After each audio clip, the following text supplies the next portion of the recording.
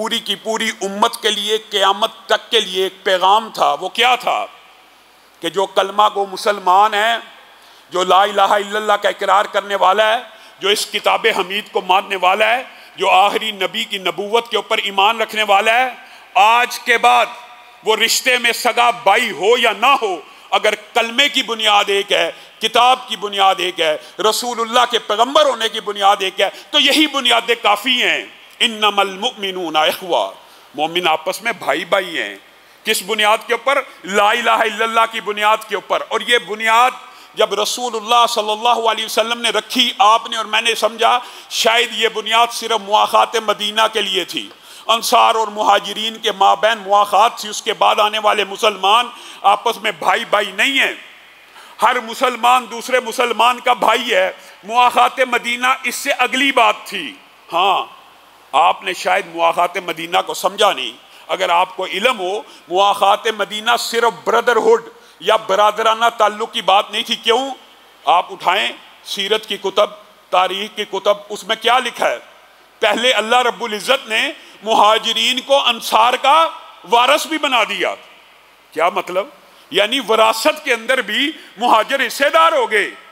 बाद में अल्लाह रब्बुल इज़्ज़त ने आयतें उतार के इस हुक्म को मनसूख कर दिया। लेकिन मुआखात मदीना एक अगला स्टेप था। लेकिन आपको और मुझे वो इसार की खूबसूरत निशानियां दिखलाना मकसूद थी। अंसार रसूलुल्लाह के सामने आए और आके कहने लगे, अल्लाह के रसूल, मुहाजिरीन को हमारे बाग भी दे दीजिए, बागों के अंदर भी हिस्सेदार कर दीजिए। रसूलुल्लाह सल्लल्लाहु अलैहि वसल्लम ने बागों में हिस्सेदार न किया। कहा कम से कम फिर हमारे बागों में काम करें, हम चाहते हैं उसका प्रॉफिट इनमें भी बांट दिया जाए। मुहाजिरीन ने अंसार के बागों में काम किया। जब हिस्सा मिलता, जब शाम को मजदूरी मिलती, उठाकर रसूलुल्लाह की बारगाह में ले आते और कहते हैं, अल्लाह के रसूल, अंसार तो दुनिया जहां की सारी नेकियां ले जाएंगे। क्यों? काम हम थोड़ा करते हैं, बिल्कुल थोड़ा काम करते हैं, हमारे साथ वो हमारे से ज्यादा मेहनत करते हैं। लेकिन जब उजरत देने की बारी आती है, बाग भी उनका होता है, फल भी उनके हैं, पैसे भी उनके लगे हैं, हम मजदूरी करते हैं। लेकिन जब उजरत देने की बारी आती है तो हिस्सा बराबर में तकसीम कर देते हैं, आधा हमें दे देते हैं। ए अल्लाह के रसूल, ये अंसार कैसे लोग हैं? ये तो नेकियां सारी कमा जाएंगे। रसूलुल्लाह मुस्कुराना शुरू हो गए और क्या कहा, एक सूरत ऐसी है कि ये सारी नेकियां ना कमाएं। मुहाजिरीन ने पूछा, वो कौन सी सूरत है? तो मुहाजिरीन को रसूलुल्लाह सल्लल्लाहु अलैहि वसल्लम ने कहा, वो सूरत ये है कि अंसारी जब तुम्हें अपने माल का हिस्सेदार बनाए ना, इनके लिए दुआ के लिए हाथों को उठा दिया करो और कहा करो, अल्लाह ताला अंसार को बेहतरीन बदला दे। यानी रसूलुल्लाह सल्लल्लाहु अलैहि वसल्लम ने कहा, इनके लिए खैर की दुआ किया करो, इनके लिए शुक्रिया के लिए दुआ किया करो। कभी किसी इंसान का आपके ऊपर कोई एहसान हो तो उसके एहसान को उतारने का यही बदला है जो सुन्नत से, सीरत से, हदीस से मिलता है, कि उसके लिए क्या किया जाए? दुआ की जाए। और अगर किसी के ऊपर जुल्म भी किया हुआ है और वो बंदा गुमशुदा हो गया है, वो बंदा मिल नहीं रहा, माँ से कभी तलही की या नाफरमानी की या बाप से कभी नाराजगी का इजहार किया, अब बाप तो दुनिया से चला गया, कैसे मदावा किया जाए? क्या इस्लाम इस तरह के सोशल एड्रेसेस को, सोशल इश्यूज को एड्रेस नहीं करता? इस्लाम तो वादे तौर पे ये कहता है, माँ फौत हो गई है, नाराज, दुआ करते रहो यहां तक के वो तुमसे उस दुनिया में भी राजी हो जाएगी। दुआ करोगे तो होगी, उसका दर्जा बुलंद होगा, बाप का दर्जा बुलंद होगा। वो पूछेगा, अल्लाह किस लिए बुलंद हुआ? कहा, तेरा एक बेटा है जो रातों को उठ उठ कर तेरे लिए दुआ करता है। जो नाराज हो उसको भी दुआ से मनाना है, जिसका एहसान हो उसके लिए भी दुआ करनी है। मुहाजिरीन को रसूलुल्लाह सल्लल्लाहु अलैहि वसल्लम क्या कह रहे हैं? इनके लिए दुआ किया करो। और अंसार की जो खूबी रसूलुल्लाह सल्लल्लाहु अलैहि वसल्लम ने तो बयान की हैं और बातें तो की हैं, सीरत के बाब के अंदर ये बड़ा लंबा चौड़ा बाब है। लेकिन अल्लाह रब्बुल इज़्ज़त ने कुरान पाक में अंसार की मदह कैसे किया? वल्लज़ीना तबव्वउद-दारा वल ईमाना मिन कब्लिहिम। बताइए, ईमान तो, ईमानदारी से बताइए, ईमान तो मुहाजिरीन ने पहले कबूल किया। ईमान तो मुहाजिरीन ने अंसार से पहले कबूल किया हुआ था मक्का में। तो अल्लाह तो कह रहा है, वल्लज़ीना तबव्वउद-दारा वल ईमाना।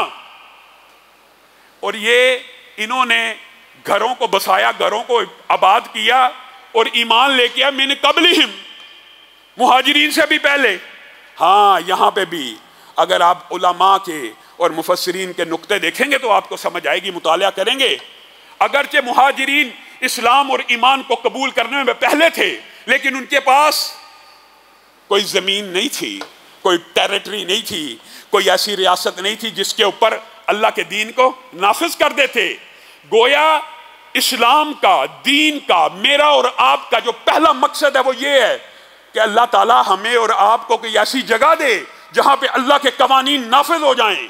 ये इस्लाम की बुनियाद है जिसको आज हमने छोड़ दिया। कई मरतबा आपको मैं ये बात कहता हूँ, सारी सारी रात सजदे में पड़ जाएं, इस मस्जिद में आके अल्लाहू की तस्मीयाँ पढ़ना शुरू कर दे, पढ़नी चाहिए, सुबहान अल्लाह वल्हम्दुलिल्लाह कहना चाहिए, लेकिन कहते रहें, किसी काफिर को कोई फर्क नहीं पड़ेगा। आप जब इस जमीन के ऊपर, धरती के ऊपर अल्लाह के निजाम की बात करेंगे, तकलीफ शुरू हो जाएगी, तकलीफ शुरू हो जाएगी। इसी खूबी को कि ये अंसार ने अल्लाह की जमीन के ऊपर जमीन का एक टुकड़ा इसार करके इस्लामी रियासत के क़याम के लिए जो मुयस्सर किया था, उस कुर्बानी और इसार को अल्लाह ताला यहाँ पे बयान कर रहा है, वल्लज़ीना तबव्वउद्दार वल ईमान मिन क़ब्लिहिम। हाँ, ये अफजलियत इसलिए हासिल हुई कि इनको अल्लाह ताला ने पहले मकाम दिया, पहले रियासत दी, तो अल्लाह ताला ने इनके ईमान को भी पहले जिक्र कर दिया। गोया ईमान की एक बुनियाद है टेरिटरी, रियासत, जिसके अंदर कुव्वत नाफिजा हो, जहां पे इस्लामी असूलों को, कुरान आया दस्तूर है, दस्तूर हयात है, दस्तूर रियासत नहीं है, दस्तूर सियासत नहीं है, दस्तूर मईशत नहीं है, दस्तूर मुआशरत नहीं है, कैसे अप्लाई होगा? आज हम में से बाद लोगों ने यह समझ लिया कि कुरान और हदीस सिर्फ अपनी ज़ात के ऊपर, अपनी ज़ात के ऊपर नाफिज करना, अपने घर वालों को करवा लेना, ज़्यादा से ज़्यादा बात, सारा दिन रात इबादत करना, यह भी मकसूद है, यह भी तहलीके इंसान का एक मकसद है, इससे इनकार हम नहीं करते। लेकिन बुनियादी तौर पर जो इस्लाम आपको थॉट देता है, यह दस्तूर हयात, यह दस्तूर रियासत, यह दस्तूर मईशत, यह दस्तूर मुआशरत है, कहाँ पे अप्लाई होगा? रियासत होगी तो अप्लाई होगा, रियासत होगी तो अप्लाई होगा। तो जो अल्लाह का दीन है, इकामत दीन, उसकी हमने अहमियत को सीरत नबी में से समझा नहीं। हम ये समझते हैं कि इकामत दीन सिर्फ जमात इस्लामी वालों का काम है, या डॉक्टर इसरार साहब जो थोड़ा बहुत कर गए हैं उनका काम है, वो फिक्र फहम दे गए। इकामत दीन आपके और मेरे ऊपर भी उसी तरह लाजिम है जिस तरह डॉक्टर इसरार के ऊपर लाजिम था। इकामत दीन की गुफ्तगू आज मसाजिद से नहीं की जाती, अल्लाह का शुक्र है। और कायद आज़म मोहम्मद अली जिन्ना मुसलमानों के इसलिए मोहसिन है कि एक रियासत तो उन्होंने दे दी, और वो चाहते तो यही थे, करारदाद मकासद आप पढ़ लें कि एक इस्लामी रियासत होनी चाहिए जहाँ पे कुरान एक दस्तूर हो। अल्लाह करे हम भी अपनी ज़िंदगी में उस रियासत का ख्वाब पाया तकमील तक होता, देख लें पहुँचता, कि जिनका वादा हज़रत अल्लामा इकबाल ने, कायद आज़म मोहम्मद अली जिन्ना ने किया था, अल्लाह पाकिस्तान के अंदर भी कुरान का कानून नाफिज फरमाए। और अल्लाह का शुक्र है कि कम अज़ कम इस्लामी मुल्क नाम का चाहे हो, दस्तूरी और आइनी तौर पर पाकिस्तान का आइन और दस्तूर अगर आप करें ना, ट्रू लेटर एंड स्पिरिट अगर आपके, कि अगर लिखाई में देखा जाए तो इससे ज़्यादा इस्लामी दस्तूर कोई नहीं हो सकता। क्यों? पहली शिक है, करारदाद मकासद दिबाचा है कि पाकिस्तान के अंदर कोई आइन कुरान और सुन्नत के खिलाफ नहीं बन सकता। बनते हैं, इस बात पे इनकार नहीं करता, लेकिन आइन में तो लिखा ना नहीं बन सकते। और हम खान साहब को भी राज तहसीन पेश करते हैं। पिछले खुतबे में आपके सामने घरेलू तशद्दुद के उस बिल के ऊपर हमने गुफ्तगू की थी कि जो इंतहाई मजहब का हेज था, खान साहब ने इस्लामी नजरियाती कौंसल को भेजा है, और ये मुतालबा उलमा का जायज़ और जैनवन था। अब इस्लामी नजरियाती कौंसल इसके अंदर से गैर इस्लामी जो शिके हैं उनकी इस्लाह करेगी। गोया बुनियादी तौर के ऊपर मुहाजिरीन और अंसार में से अल्लाह रब्बुल इज़्ज़त ने अंसार की जो मदा बयान की वो इसलिए की, इन्होंने ज़मीन भी दी है, इन्होंने टुकड़ा भी दिया है, इन्होंने इकामत दीन के लिए कुर्बानी भी दी है। और वला यजिदून फी सुदूरिहिम हाजतम मिम्मा ऊतू, अल्लाह ताला फिर मदा बयान कर रहा है कि जो मुहाजिरीन को दिया जाता है ना, उसकी हाजत भी नहीं करते, उसके बारे में शौक और रगबत भी नहीं रखते कि माल रसूलुल्लाह तकसीम कर रहे हैं ना, मुहाजिरीन को ज्यादा दे रहे हैं, तो अंसार के दिल में यह ख्याल भी नहीं आता कि इनको ज्यादा क्यों दे रहे हैं।